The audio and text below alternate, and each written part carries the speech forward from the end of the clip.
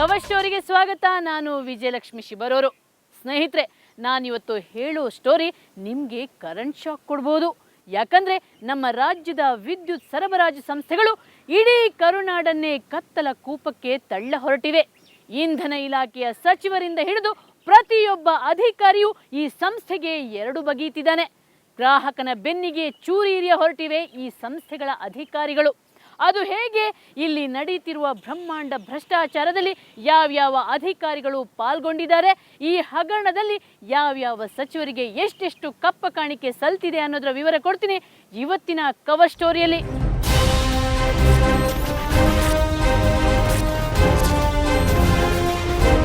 ಕರ್ನಾಟಕ ಅಂದ್ರೆ current cut ಅಂದ್ರೆ ಕರ್ನಾಟಕ ಅಂತಾಗಿದೆ ನಮ್ಮ ರಾಜ್ಯದ ದುಸ್ಥಿತಿ. ಕರೆಂಟ್ ಕಟ್ ಕಳ್ಳಾಟದ ಮಧ್ಯೆ ಈಗ ಸರ್ಕಾರ ವಿದ್ಯುತ್ ದರ ಬೇರೆ ಏರಿಸೋಕೆ ರೆಡಿಯಾಗಿದೆ. ಇದು ಕನ್ನಡಿಗರನ್ನು ಇನ್ನಷ್ಟು ಕಂಗಾಲಾಗಿಸಿದೆ. ಓಟ್ ಕೇಳೋರ್ಗು ಇವರು ಮನೆ ಮುಂದೆ ಬಂದು ಭಿಕ್ಷೆ ಬೇಡೋ ಥರ ಬೇಡ್ತಾರೆ. ಓಟ್ ಆದಮೇಲೆ ಇವ್ರು ಇಷ್ಟ ಬಂದಂಗೆ ನಡೀತಾರೆ. ಈಗ 66 ಪೈಸೆ ಅವ್ರ ಲೆಕ್ಕಕ್ಕೆ ಏನಿಲ್ಲ. ಈಗ ನಮ್ಮಂಥ ಬಡವರು ಡೈಲಿ ಬೆಳಗಿನ ಸಾಯಂಕಾಲ ಟ್ಯಾಕ್ಸಿ ಓಡಿಸೋರು ನಾವು ಇದನ್ನ ನಂಬ್ಕೊಂಡಿರ್ತೀವಿ. ಇದ್ದಕ್ಕಿದ್ದಂಗೆ 66 ಪೈಸೆ ಜಾಸ್ತಿ ಮಾಡಿದ್ರೆ ಒಂದು ಯೂನಿಟ್ಗೆ ನಮ್ಮಲ್ಲಿ ಎಲ್ಲಿ ಕಟ್ಟೋಕ್ಕಾಗ್ತೈತೆ? ಈಗಲೇ 250, 280, 300 ರೂಪಾಯಿ ಬರ್ತಾಯಿದೆ. ಬರೋ ತಗೊಳ್ಳೋ ಸಂಬಳಕ್ಕೆ ತಿಂಗಳಾದರೆ 300 ರೂಪಾಯಿ ಇದರಲ್ಲೇ ಕಲಿತೀವಿ. ಈಗ ಮೊದಲೆಲ್ಲ ಒಂದು 150, 70 ಅನ್ನೋಂಗಾಗಿದೆ. ಈಗ ಕರೆಂಟ್ ಬಿಲ್ಗಳು 400, 500, 800ವರೆಗೂ 1000ವರೆಗೂ ಬರ್ತಾಯಿದೆ. ಆದ್ದರಿಂದ ನಾವು ದುಡಿಯೋದೆಲ್ಲ ಅಲ್ಲೇ ಕಟ್ಟಿದ್ರೆ ನಮ್ಮ ಜೀವನ ನಡೆಸೋದು, ಮಕ್ಕಳನ್ನ ನೋಡೋದು, ಇದರಿಂದೆಲ್ಲ ತುಂಬ ತೊಂದರೆಗಳಾಗ್ತಾಯಿದೆ. ಇವರ ನೋವು, ಹತಾಶೆ, ಕೊರಗಿನ ಎಳೆ ಹಿಡಿದುಕೊಂಡು ಒಂದಿಷ್ಟು ತನಿಖೆ ಪ್ರಾರಂಭಿಸಿದ ಕವರ್ ಸ್ಟೋರಿ ತಂಡಕ್ಕೆ ಎಸ್ಕಾಂನಲ್ಲಿ ನಡೆಯುತ್ತಿರೋ ಭಾರೀ ಭ್ರಷ್ಟಾಚಾರ, ಇಂಧನ ಇಲಾಖೆ ಸಚಿವರು, ಉನ್ನತ ಅಧಿಕಾರಿಗಳು ನಡೆಸ್ತಿರೋ ಲೂಟಿ, ಹಗಲು ದರೋಡೆಯ ಭಯಾನಕ ಮಾಹಿತಿಗಳು ಸಿಕ್ಕವು. ನಾಡಿನ ಪ್ರಜೆಗಳು ಪ್ರತಿ ಯೂನಿಟ್ ವಿದ್ಯುತ್ಗೆ 8 ರೂಪಾಯಿ ಕೊಡಬೇಕಾದ ದುಸ್ಥಿತಿ ಯಾಕೆ ಬಂದಿದೆ ಅನ್ನೋ ಪ್ರಶ್ನೆಗೆ ಉತ್ತರ ಸಿಕ್ತು.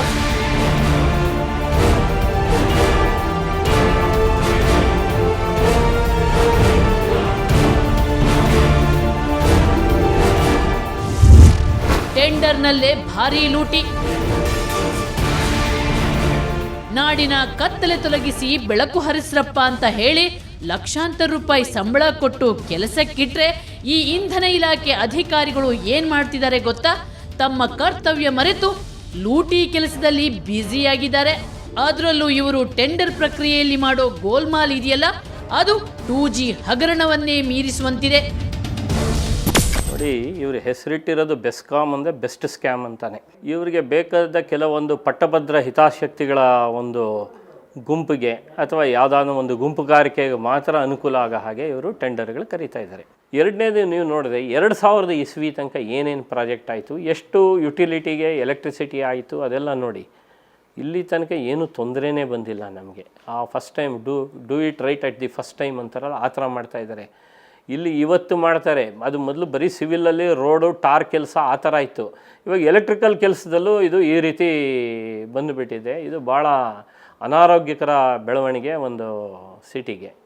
ಇವರ ಮಾತಿಗೆ ಪೂರಕವಾದ ದಾಖಲೆಗಳು ನಮ್ಮ ಬಳಿ ಇವೆ. ಇದು 2011ರಲ್ಲಿ ಬೆಸ್ಕಾಂ ವಿವಿಧ ಸಾಮಗ್ರಿ ಖರೀದಿ ಹಾಗೂ ನಾನಾ ಕಾಮಗಾರಿಗಳಿಗೆ ಕರೆದ ಟೆಂಡರ್ಗಳ ವಿವರ. ಇದನ್ನು ಗಮನವಿಟ್ಟು ನೋಡಿ.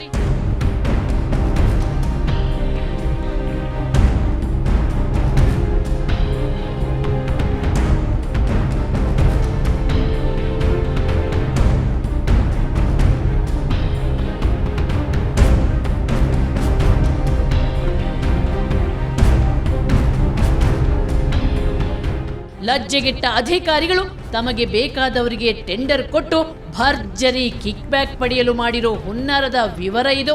ಇದರಲ್ಲಿ ಒಂದೊಂದು ಟೆಂಡರ್ಗಳನ್ನು ಶೆಡ್ಯೂಲ್ಡ್ ರೇಟ್ಗಿಂತ 100, 200, 500, ನಂಬಿದ್ರೆ ನಂಬಿ 700% ಹೆಚ್ಚು ಬೆಲೆಗೆ ಕೊಟ್ಟಿದ್ದಾರೆ.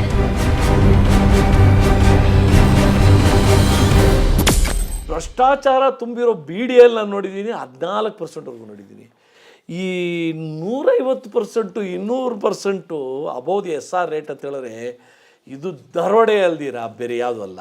ಅದು ನನಗೆ ಇದು ಮಣಿವಣ್ಣನ ಅವ್ರ ಪೀರಿಯಡಲ್ಲೇ ಆಗಿರೋದು. Percentage more rate given 596%. ಯಾವ ದೇಶದಲ್ಲಿ ಆಗ್ತದಿದ್ದು? 5% ಕೇಳಿರ್ಬೋದು, 10% ಕೇಳಿರ್ಬೋದು, 9% ಕೇಳಿರ್ಬೋದು. 596 596% ಜಾಸ್ತಿ ಕೊಡ್ತಾರೆ ಅಂದರೆ ಎಲ್ಲಿದ್ದೀವಿ? ಇಲ್ಲೇನಾದರೂ ಕಾನೂನು ಇದೆಯಾ ಈ ದೇಶದಲ್ಲಿ? 75% ಆದ್ರೇ ನಮಗೆ ಶಾಕ್ ಆಗ್ತಿದೆ. 751% ಎಕ್ಸ್ಟ್ರಾ ಕೊಡ್ತಾರೆ ಅಂದರೆ ಎಲ್ಲಿದ್ದೀವಮ್ಮ? Day light robbery. ಇದನ್ನು ಯಾರ ಹತ್ರ ಹೋಗಿ ಹೇಳೋದು ನಾವು? ಡಿ ಕೆ ಶಿವಕುಮಾರ್ ಹತ್ರ ಹೇಳೋದ? ಇದೇ ರೀತಿಯ ಚಾಳಿಯನ್ನ 2012ರಲ್ಲೂ ಮುಂದುವರಿಸಿದ್ದಾರೆ. ಪ್ರತಿ ಟೆಂಡರಲ್ಲೂ ಮಹಾಮೋಸ ನಡೆದಿದೆ. ಆದರೆ ಈ ಲೂಟಿ, ಈ ದರೋಡೆ, ಈ ಮೋಸ ನಡೆದಿರೋದು ಅತ್ಯಂತ ದಕ್ಷ ಚಾಣಾಕ್ಷ ಅಧಿಕಾರಿ ಅಂತೆಲ್ಲ ಹೆಸರು ಪಡೆದಿರೋ ಮಣಿವಣ್ಣನವರ ಕಾಲದಲ್ಲಿ. ಹಾಗಾದ್ರೆ ಈ ಪ್ರಾಮಾಣಿಕ ಅಧಿಕಾರಿಗೆ ಇದೆಲ್ಲ ಕಾಣಿಸಿಲ್ವಾ?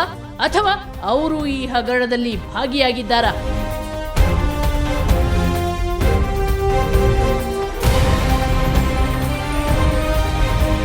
ಅನಾವಶ್ಯಕ ಟೆಂಡರ್ ಕರೆಯೋದು, ಕೆಲಸ ಮಾಡಿಸದೆ, ಸಾಮಗ್ರಿ ವಿತರಿಸದೇನೆ ಸುಳ್ಳು ಬಿಲ್ ಸೃಷ್ಟಿಸಿ ಕೋಟ್ಯಾಂತರ ರೂಪಾಯಿ ಗುಳುಂ ಮಾಡ್ತಿರೋದ್ರಿಂದಲೇ ಅಂದು ಲಾಭದಲ್ಲಿದ್ದ ಬೆಸ್ಕಾಂ ಇಂದು ನಷ್ಟದ ಸುಳಿಗೆ ಸಿಲುಕಿ ಒದ್ದಾಡುತ್ತಿದೆ.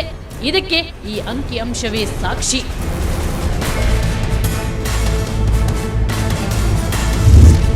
ಇಲ್ಲಿ ನೋಡಿ, 2009-10ರಲ್ಲಿ ಬೆಸ್ಕಾಂ ಸಂಸ್ಥೆ 11,50,00,000 ರೂಪಾಯಿ ಲಾಭ ಗಳಿಸಿತ್ತು. ಅದು 20 ಲಕ್ಷಕ್ಕೆ ಇಳಿಯಿತು. 2011-12ರಲ್ಲಿ ಲಾಭದ ಪ್ರಮಾಣ 118.14 ಕೋಟಿಗೆ ಏರಿತು. ಅದೇ 2012-13ರಲ್ಲಿ ಈ ಸಂಸ್ಥೆಗೆ 432.77 ಕೋಟಿ ನಷ್ಟ ಅನುಭವಿಸಿದೆ. ಇನ್ನು ದಕ್ಷ ಆಡಳಿತಗಾರ ಮಣಿವಣ್ಣನಂತೂ ಇಡೀ ಬೆಸ್ಕಾಂ ಅನ್ನ ಸಾಲದಲ್ಲಿ ಮುಳುಗಿಸಿಬಿಟ್ಟಿದ್ದಾರೆ. ಇವರ ಆಳ್ವಿಕೆಯಲ್ಲಿ ಬೆಸ್ಕಾಂ ವಿವಿಧ ಬ್ಯಾಂಕ್ಗಳಲ್ಲಿ ಮಾಡಿದ ಸಾಲದ ಪ್ರಮಾಣ ಪಟ್ಟಿಯನ್ನು ನೋಡಿ.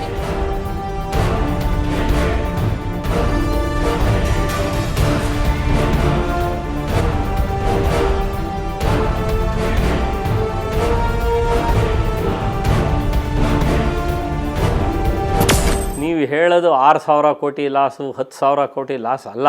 ಇಡೀ ಕರ್ನಾಟಕನೇ ಮಾರಿದ್ರೂ ಬೆಸ್ಕಾಮ್ದು ಸಾಲ ಯಾರೂ ತೀರ್ಸೋಕ್ಕಾಗಲ್ಲ. ಆ ಲೆವೆಲ್ಗೆ ತಂದಿಡ್ತಾರೆ. ನಾವು RTI ಹಾಕಿ ಪಡೆದ ದಾಖಲೆಗಳಲ್ಲೇ ಲೆಕ್ಕ ಹಾಕಿದಾಗ ಮಣಿವಣ್ಣನ್ ಹಾಗೂ ಅಂದಿನ ಇಂಧನ ಸಚಿವೆ ಶೋಭಾ ಕರಂದ್ಲಾಜೆ ಅವರ ಜುಗಲ್ಬಂದಿಯಲ್ಲಿ 3,500 ಕೋಟಿಗೂ ಹೆಚ್ಚು ಸಾಲ ಮಾಡಿದ್ದಾರೆ.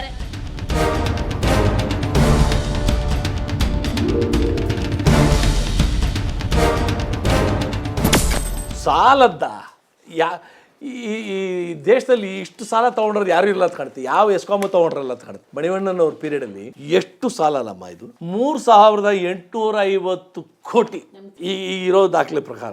ಲಾಭದಲ್ಲಿದ್ದಂಥ ಕಂಪ್ನಿ ನಷ್ಟದಲ್ಲಿ ಹೋಗ್ತಾ ಇದೆಯಾ? ಹೇಳೋರು ಕೇಳೋರು ಇಲ್ವಾ? ನಾನು ನಮ್ಮ ಪ್ರಾಣಿ ಕೋರ್ಟ್ಗೆ ಹೋಗಲ್ಲ ಇದನ್ನ ಎತ್ಕೊಂಡು. ಸಾಕಾಯ್ತು ಕೋರ್ಟ್ಗೆ. ಒಂದೊಂದು ದಾಖಲೆಗೆ ನಾವು ಈ ಇಷ್ಟಿದೆಯಲ್ಲಮ್ಮ, ಇದನ್ನ ಎತ್ಕೊಂಡು ನಾವು ಕೋರ್ಟ್ಗೆ ಹೋಗೋಕ್ಕಾಗಲ್ಲ. ಇದಕ್ಕೆ ನಾವು ಇನ್ನೊಂದು 2,000 ಪೇಜಸ್ಸು ಡಾಕ್ಯುಮೆಂಟ್ಸನ್ನು ಹುಡುಕ್ಬೇಕು.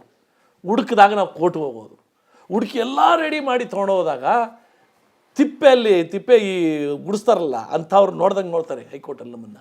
ಅರೆ ಹೈಕೋರ್ಟ್, ಸುಪ್ರೀಂ ಕೋರ್ಟ್, ಈ ಲೋಕಾಯುಕ್ತ ಕೋರ್ಟ್ ಅವ್ರು ಮಾಡ್ಬೇಕಾದ್ರೆ ಕೆಲಸ ನಾವು ಮಾಡ್ತಾರದು. ಬಟ್ ನಮ್ಮನ್ನು ನೋಡೋದು ಹೇಗೆ ಅಂತ ಹೇಳಿದ್ರೆ ಹೋಗ್ರೆ. ಇನ್ನು ಇವರು ಸಾಲ ಪಡೆದು ಇಂಧನ ಇಲಾಖೆಯನ್ನೇನು ಉದ್ಧಾರ ಮಾಡಿದ್ರ? ಸಾಲ ಮಾಡಿ ಬೆಸ್ಕಾಂಗೆ ಬೇಡದ ಸಾಮಗ್ರಿಗಳನ್ನೆಲ್ಲ ಖರೀದಿಸಿ ಗೋಡೌನ್ ತುಂಬಿಸಿದ್ರು. ಅವೆಲ್ಲ ಈಗ ನಿರ್ವಹಣೆ ಇಲ್ಲದೆ ಹಾಳಾಗುತ್ತಿವೆ.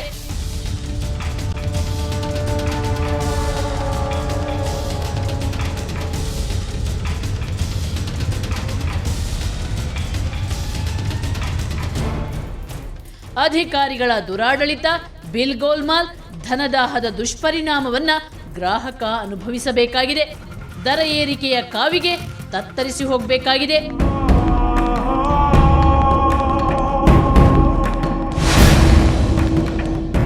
ಇಷ್ಟಕ್ಕೆ ಮುಗಿಯಲ್ಲ ಇಲ್ಲಿನ ಹಗರಣಗಳ ಕತೆ. ಇದರ ಅಪ್ಪನಂತ ಹಗರಣಗಳು ಇಲ್ಲಿ ನಡೆದಿವೆ. ಅದರ ದಾಖಲೆಗಳು ನಮ್ಮ ಕೈಯಲ್ಲಿವೆ ನೋಡಿ. ಈ ಎನರ್ಜಿ ಮಿನಿಸ್ಟ್ರು ಕುಂತ್ಕೊಂಡು ಅವ್ರ ಜಾಗದಲ್ಲೇ 5